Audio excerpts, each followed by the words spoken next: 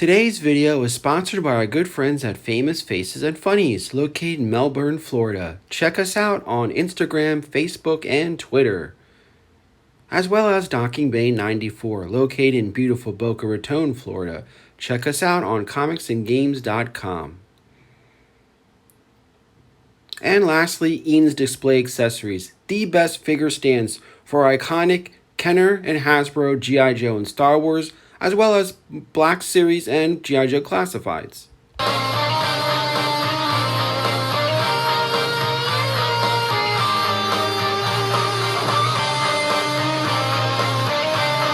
Welcome to another exciting episode of Codename New 2V02. Hi, I'm your presenter, Shabu Are You. Now, I was about halfway done my top 10 best action figures of 2020 episode when I was tipped off that these pain in the butt Target exclusive Cobra Island Vipers had arrived at my local Target. So at 8 a.m., I hauled ass like sea bass and was able to get one.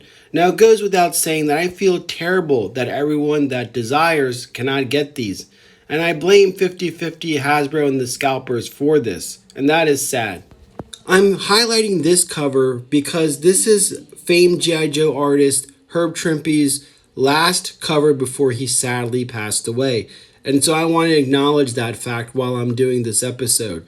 Now, here's the thing. I've noticed that several of these millennial-run YouTubers, guys that weren't around 82 to 94 are doing reviews of this of action figure. Well, I like to add a little bit of the mythos. And the number one question that all of us GenXers have, and that still lingers, is what the hell is the difference between a Cobra Trooper and a Cobra Viper? Does the Viper replace the Trooper? Are they the same? Are they different? What's going on here?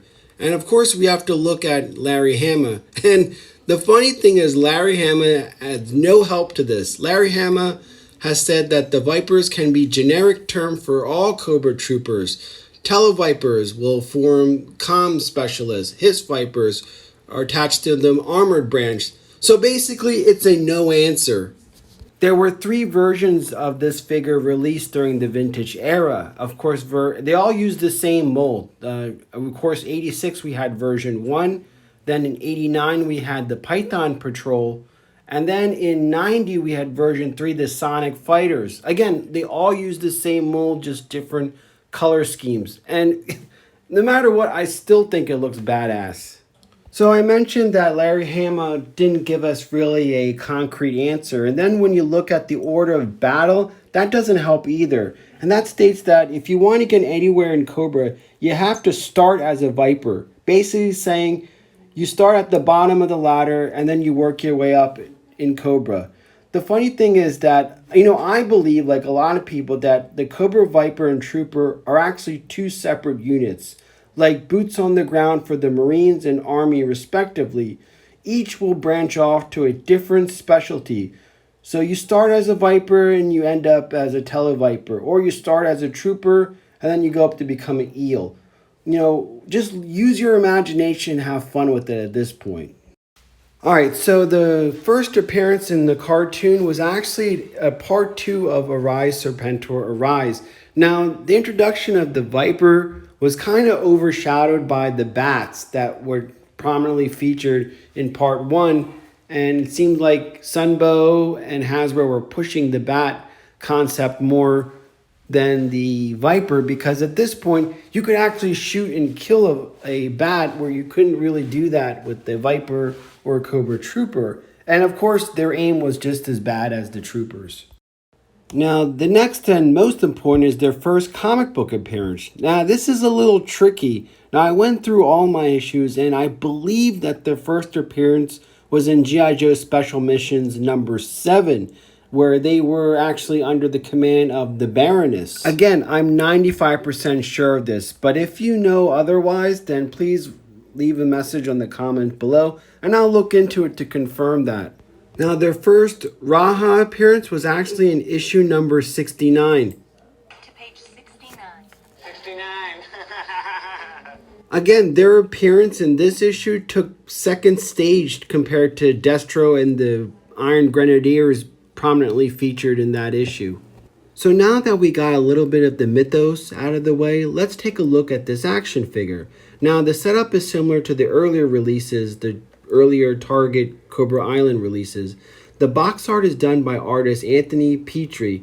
I'm not too familiar with this work, but it feels like it belongs on the pages of IDW Comics, and this is number 22 in this series. Now, since I cover the IDW G.I. Joe comics, I kind of wish that artists like Nito Diaz, John Royal, or S.L. Gallant got a chance to represent or render something for this toy line. And the back is the same as the Baroness, Beachhead, Roadblock, the same depiction of Cobra Island, in which I really enjoy. I love how this looks. So let's crack this puppy open and see what we got here. At the moment, I couldn't find any of my Craftsman knives, so I guess use this switchblade-like lock blade, if that makes sense. Anyway, like I said, the box art is the Cobra Terradrome, just like featured in the other lines. And now we have all the accessories out. I wanted to point out a few things. Now we have it's nice, simple. The backpack is what does it for me. I love this backpack. And that bandana there, that's wonderful. And the side piece, realistic weapons.